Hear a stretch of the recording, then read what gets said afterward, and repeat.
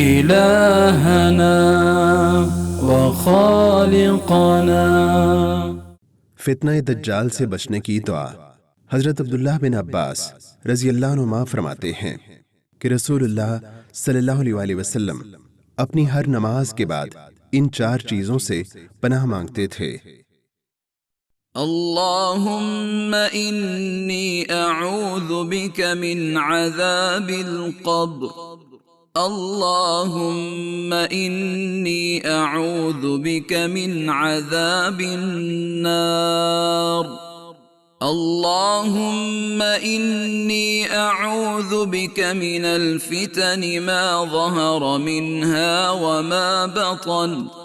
اللهم إني أعوذ بك من فتنة الأعور الكذاب. اے اللہ میں عذاب قبر سے تیری پناہ میں آتا ہوں. اے اللہ میں عذاب جہنم سے تیری پناہ میں آتا ہوں.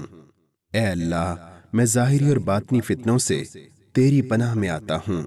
اے اللہ میں اس کان دجال کے فتنے سے تیری پناہ میں آتا ہوں جو بہت بڑا جھوٹا ہوگا. فاهدنا سبل السلام.